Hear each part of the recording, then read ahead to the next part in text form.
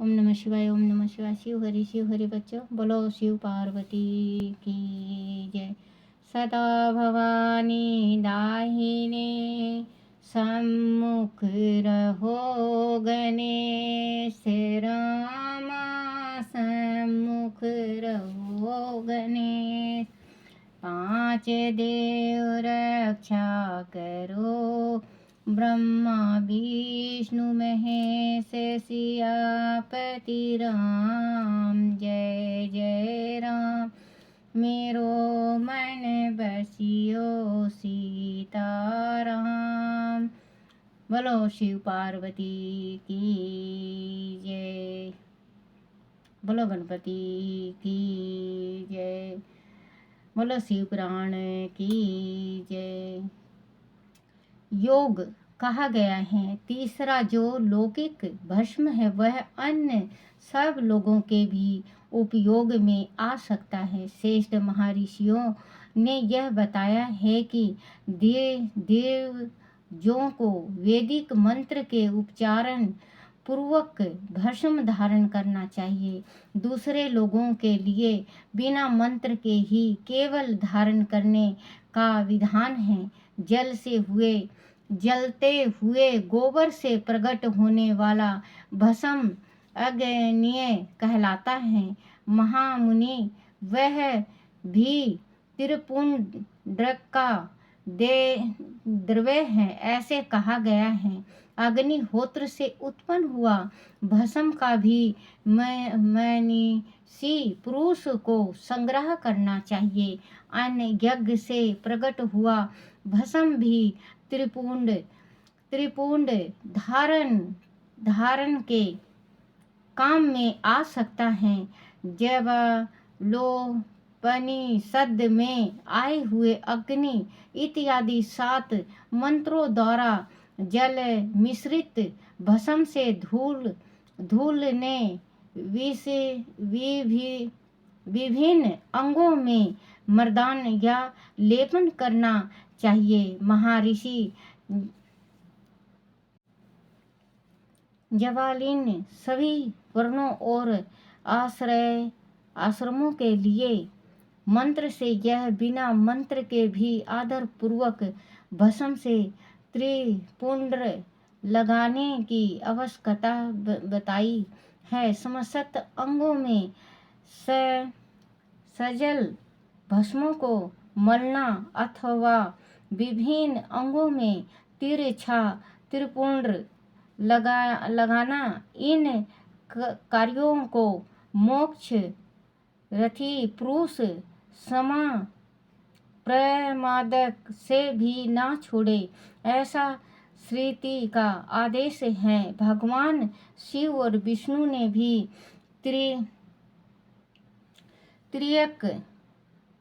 त्रिपुंडक धारण किया है। अन्य देवियों सहित भगवती उमा और लक्ष्मी देवी ने भी वाणी द्वारा इनकी प्रशंसा की है।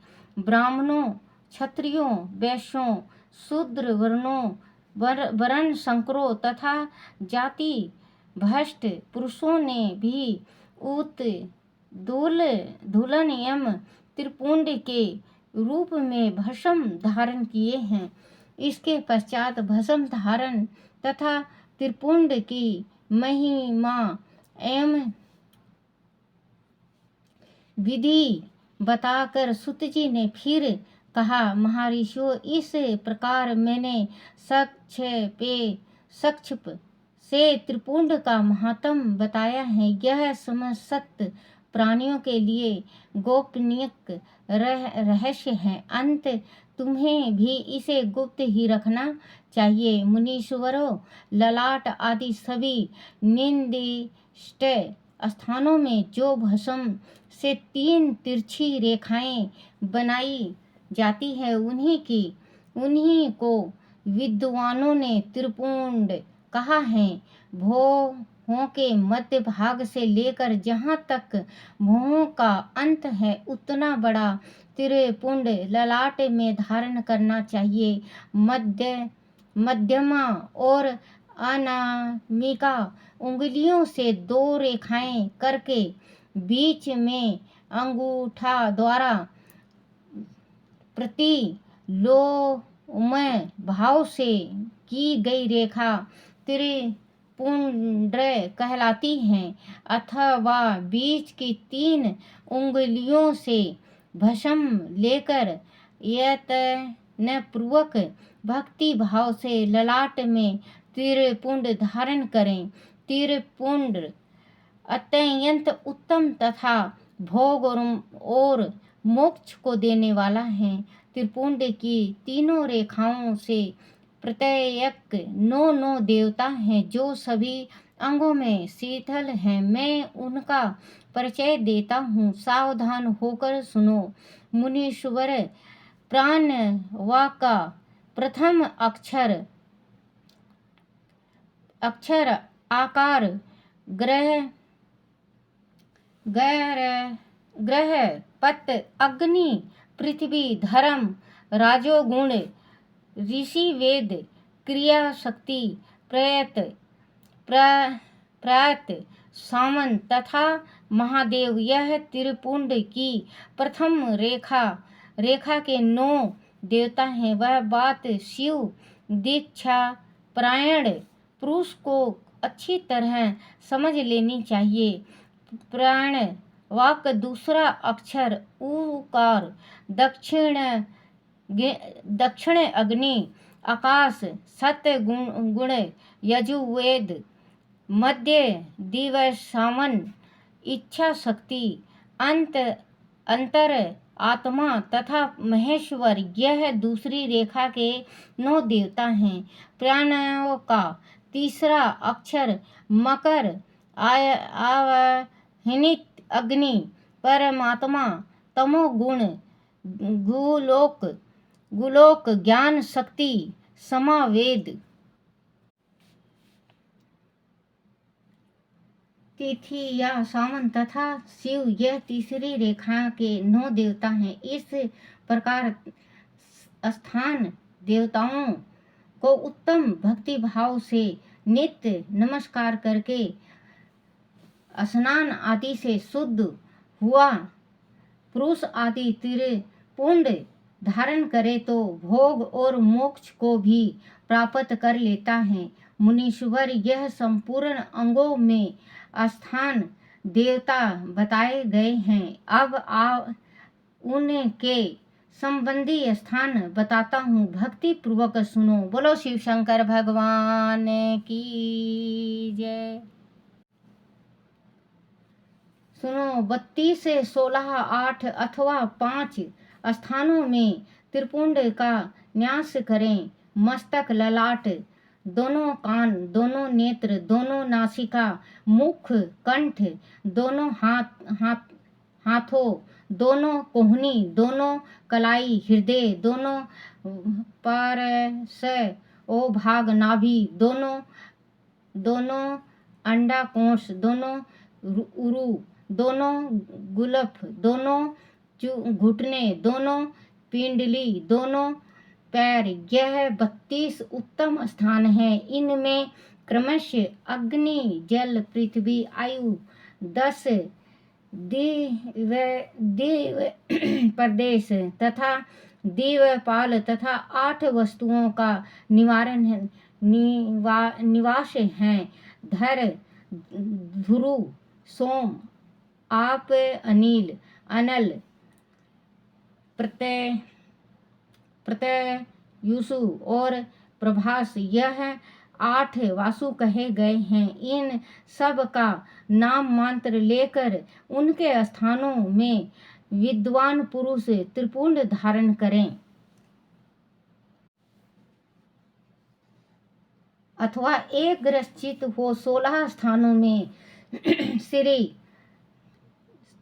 त्रिपुंड धारण करे। मस्तक, ललाट, कंठ, दोनों कंधों, दोनों भुजाओं, दोनों कोहनियों तथा दोनों कलाइयों में, हृदय में, नाभि में, दोनों पसलियों में तथा पुष्ट भाग में त्रिपुंड लगाकर वह दोनों आसवनी कुमारों का शिव भक्ति, रुद्र, ईशा तथा नारद का और वाम आदि 9 शक्तियों का पूजन करें। यह सब मिलकर 16 देवता हैं। अश्विनी कुमार 2 कहे गए हैं, नासत्य और देशत्र अथवा मस्तक, केश, दोनों कान, मुख, दोनों भुजा, हृदय, नाभि, दोनों उरु, दोनों जांघू, दोनों पैर और पुष्ट भाग। इन 16 स्थानों में 16 त्रिपुंड का न्यास करें। मस्तक में शिव, केश में चंद्रमा, दोनों कानों में रुद्र और ब्रह्मा, मुख में विघ्नेश्वर, राज गणेश, दोनों भुजाओं में विष्णु और लक्ष्मी, हृदय में शंभु, नाभि में प्रजापति, दोनों उरु, ओम में नाग और नाग कन्याएं, दोनों घुटनों में ऋषि कन्याएं, दोनों पैरों में समुद्र तथा विशाल पुष्टि भाग में संपूर्ण तीर्थ देवता रूप से विराजमान हैं। इस प्रकार 16 स्थानों का परिचय दिया गया है। अब 8 स्थान बताए जाते हैं। ग्रह स्थान: ललाट, परम उत्तम, कर्ण, युगल, दोनों कंधे, हृदय और नाभि, यह 8 स्थान हैं। इनमें ब्रह्मा तथा सप्त ऋषि व 8 देवता बताए गए हैं। मुनीश्वरों भस्म के स्थानों को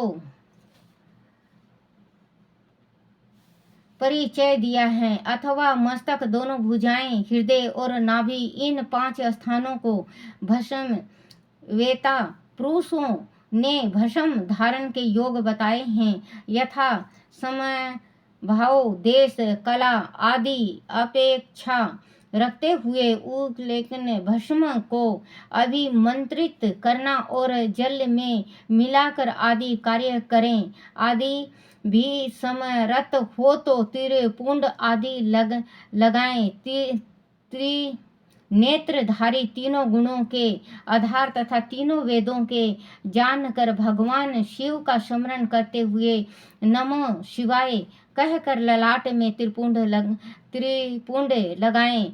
ईशा भय नमः ऐसा कहकर दोनों पर से भागों में त्रिपुंड धारण करें। विजा भय नमः यह बोलकर दोनों कलाइयों में भस्म लगाएं। पितु भय नमः कहकर नीचे अंग में, उमेश्वरम्ब नमः कहकर ऊपर के अंग में तथा जीभय नमः कहकर पीठ में और सिर के पिछले भाग में त्रिपुंड लगाना चाहिए। बोलो शिव शंकर भगवान की जय।